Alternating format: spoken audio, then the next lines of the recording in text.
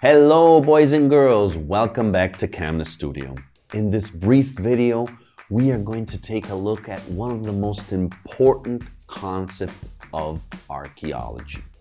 Actually, it's one of the most effective and powerful tools, weapons that archaeologists have to understand, reconstruct, interpret what is taking place in a specific context. Want to know more? Let's dive in.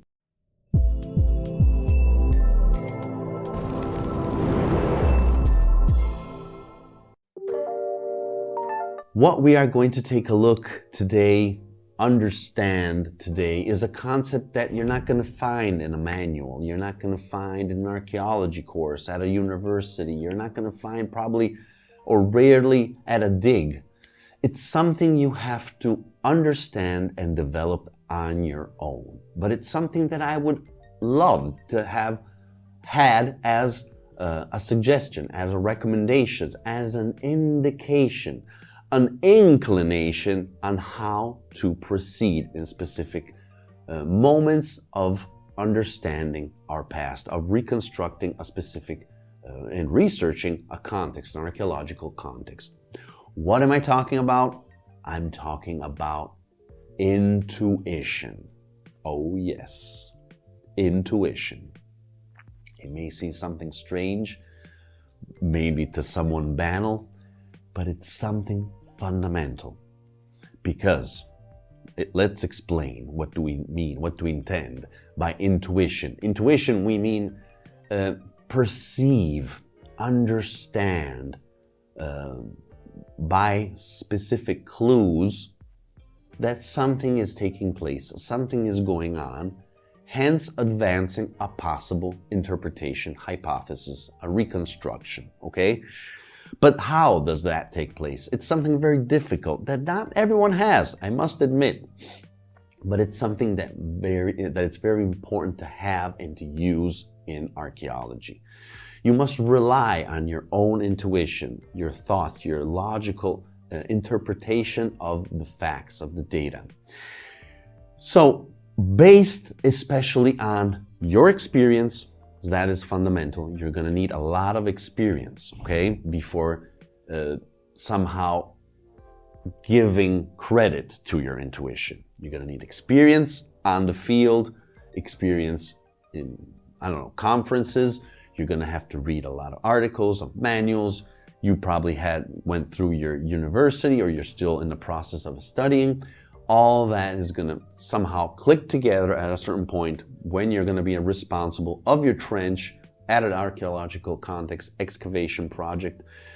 And at that point, if you're not just someone at the first stages, a field school, or maybe you're just doing technical work, you're probably going to have to try to advance on interpretation. Because as we have said in other videos, it is our right, but it's also our duty. We must do this, and we are entitled to do this. Pushing the boundaries of research ahead takes place also because of interpretations, hypotheses, based a lot of times on our intuition. When then does that take place? As I said, with all that experience and knowledge, and clearly when we don't have enough indications, enough data on what is certainly taking place in a specific context or a specific area. It doesn't matter. I mean, we're reconstructing the past at a different scale sometimes. But in most cases, we're not going to have enough information to securely state what is happening. Actually, in most cases, we must admit, very rarely you're going to have an open, clearly readable context. What is taking place? Simple layers, simple things. So we're talking about dynamics at a microscopic level, but also at a macroscopic level. So social dynamics, technical dynamics, economic dynamics. So a lot of times we're going in the field of anthropology, sociology, things like that. So when we don't have enough elements to follow a precise path that we know with confidence what is taking place, we have to rely on our brain. We have to try to advance an hypothesis. And that is going to take place thanks to a good intuition. A lot of times when I had to somehow solve some situations in my research, in my PhD, intuition is fundamental. Try to perceive, understand, grasp what is taking place thanks to just a few elements. The important thing is that when you do your output, writing an article or a chapter, a blog or whatever it is, doing a video, you must state clearly that you are advancing an interpretation, a hypothesis, not a fact, okay? Because clearly, in most cases, we're not going to be able to have a proof about what we're trying to advance. Maybe somehow in the future, further information, further data from other sites are going to back up our hypothesis, our older hypothesis, and confirm what was taking place in our opinion. Because that's what it is, and in the end, almost an opinion. It's based clearly on specific elements, on comparisons, on your experience, on what you read. For example, also, an ethnoarchaeology is a concept that we can somehow include, although it's filled with issues, it's filled with pitfalls. We have to be very careful when we rely, for example, on ethnoarchaeology, where you explore, you try to take a look at civilizations, populations that have a simple lifestyle similar to what is taking place apparently in our context, okay? So at that point, you can do some linking, very simple linkings sometimes, not too much complex, because as I said, there are pitfalls. Maybe the way they achieved certain things, certain techniques, certain behavior, went through a completely different process. So you can't just equal one to another, okay? That is very important, and we'll come back to this with the difficulties related to ethnoarchaeology, but it's just an example. Try to, for example, we noticed, this is an example that just came in mind, that the foundation technique, building technique in Hirbe Merdon, the site we were excavating in Turkey 10 years ago, even more now, had very similar methodology, a very similar technique to that still employed in the nearby villages. So from that, we could borrow some extra information, but always keeping that in mind, that it's something not 100% proof, not 100% associable one to another. You have to keep them distant, but it's useful to understand and advance your hypothesis at a certain point.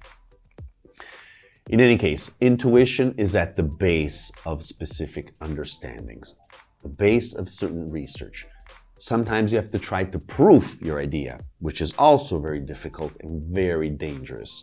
Because you do, at a certain point, when you don't have that many clues of what is going on, you have an idea, and then at that point, you can try to understand if that idea is correct based on your intuition, looking at other similar contexts. As I said, publications or anthropologic behaviors and things like that.